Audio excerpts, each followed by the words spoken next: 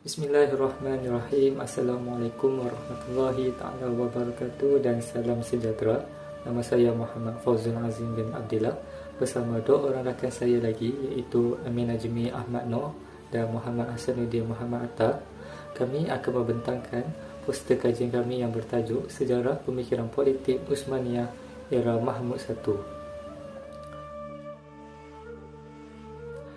Tanpa membuang waktu, mari kita lihat kepada penyataan masalah. Kajian ini bertitik tolak daripada sebuah artikel jurnal yang bertajuk Sultan Mahmud Period 1730 to 1750 Reform Movements.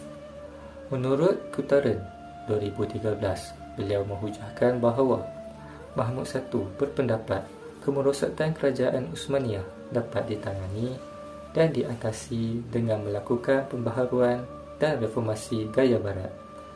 Di sini kita lihat bahawa Mahmud I berusaha untuk mengembalikan zaman kegemilangan kerajaan Uthmaniyah dengan mengikuti atau mencontohi reformasi yang dilakukan oleh barat.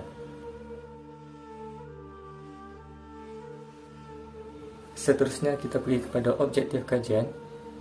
Objektif kajian bagi kajian ini adalah meneliti sejarah pemikiran politik Mahmud I melalui pembaharuan yang telah dilakukan dalam kerajaan Uthmaniyah.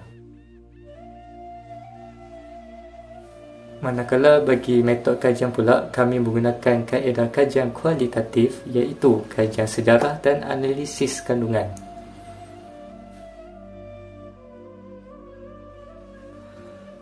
Hasil kajian. Terdapat dua hasil kajian yang telah diperolehi. Yang pertama ialah latar belakang dan yang kedua ialah dasar pembaharuan merangkumi sistem ketenteraan dan hubungan diplomatik.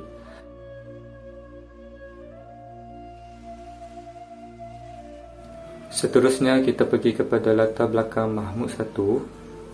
Nama beliau adalah Mahmud I Osman Gulu bin Mustafa II bin Muhammad IV bin Ibrahim bin Ahmad I.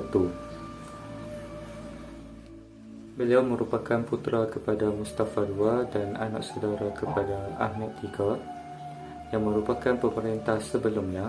Ibunya adalah Salihah binti Sultan yang merupakan harem kepada Mustafa II. Menurut BIC 1981, Mahmud I dilahirkan pada 3 Ogos 1696 Masihi bersamaan 4 Muharram 1108 Hijrah. Namun begitu, terdapat sumber yang menyatakan Mahmud I dilahirkan pada 2 Ogos bersamaan 3 Muharram pada hari Ahad. Mahmud I dilahirkan di Istana Edirne selepas setahun Mustafa II dilantik menjadi sultan. Selepas Mustafa II digulingkan pada 2 Ogos 1703 Masihi, mengikut tradisi, anak lelaki ataupun putera lelaki perlu menjalani kehidupan kurungan. Ahmad III telah menghantar Mahmud I ke Cage Pavilion of Toccopi Place ketika Mahmud I berusia 8 tahun. Mahmud I telah menjalani kehidupan kurungannya selama 27 tahun.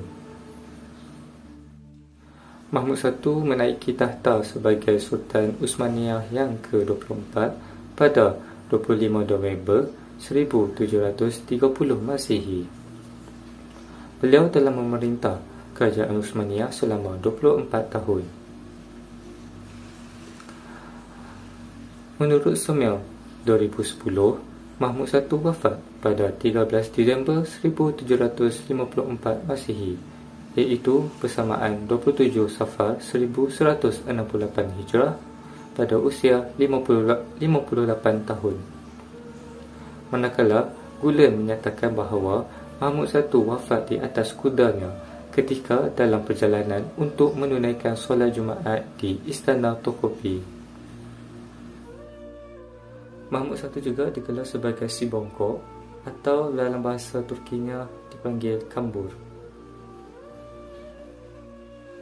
Sebelum kita pergi kepada reformasi barat era Mahmud I, terlebih dahulu saya ingin ingatkan bahawa idea pembaharuan ini telah diperkenalkan sebelum Mahmud I menjadi sultan, iaitu pada zaman pemerintahan Ahmad III yang merupakan bapa saudara kepada Mahmud I. Pembaharuan atau reformasi gaya barat era Ahmad III mengalami kegagalan. Ini disebabkan oleh yang pertama, golongan bangsawan dan pemerintah hidup serba mewah. Namun begitu, golongan bawahan hidup serba kekurangan, sedangkan kos sara hidup semakin meningkat. Gaji tetap tentera Janissary dimasukkan sehingga lahir perasaan tidak puas hati di kalangan mereka. Di samping itu, tidak mendapat restu daripada rakyat dan ahli agama sehingga mereka menyokong usaha pemberontakan Patronah Halim. Kebanyakan ekspedisi ketenteraan Uthmaniyah tewas menyebabkan banyak wilayah Uthmaniyah terpaksa diserahkan kepada kuasa barat. Selepas Ahmad III digulingkan, Mahmud I tetap meneruskan pembaharuan dan disokong oleh beberapa orang grand vizier-nya, antaranya Ibrahim Mutafarrika, Ahmad Pasha dan beberapa golongan bangsawan lain. Mereka ini menyusun strategi pembaharuan dengan lebih berhati-hati agar tidak berlaku pemberontakan daripada golongan rakyat. Pembaharuan Mahmud I dalam sistem ketenteraan pertamanya ialah, menurut Levy 1982, ada menyatakan Bournonville atau Ahmad Pasha diberi kepercayaan oleh Mahmud I untuk menyusun kembali sistem ketenteraan yang ketinggalan zaman, antaranya meningkatkan jumlah ahli Humberaci Ochagi daripada 300 kepada 1,000 orang lelaki yang diambil dari Bosnia. Sehubungan itu, mereka dibawa ke Uskudur Aizama untuk menjalani latihan. Mereka diberi latihan mengikut model ketenteraan Eropah, kemudiannya ditugaskan untuk menyusun kembali sistem ketenteraan Uthmaniyah. Kejayaan Ahmad Pasha dalam mengurus pasukan Humberaci telah memberi kepuasan kepada Mahmud I sehingga baginda mengarahkan penambahan jumlah ahli Humberaci kepada 10,000 orang ahli. Di samping itu, Mahmud I juga telah berusaha menerapkan ilmu pengetahuan serta peramalan disiplin yang tinggi ke atas tentera Uthmaniyah.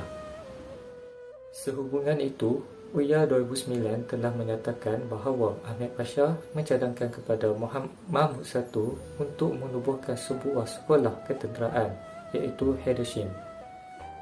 Manakala Levy 1982 dan Kutarens 2012 menyatakan bahawa Ahmad Pasha telah menubuhkan sebuah sekolah matematik moden, iaitu Haddishim, yang mengajar ilmu sains dan matematik di Uskudu Topkapı, Istanbul.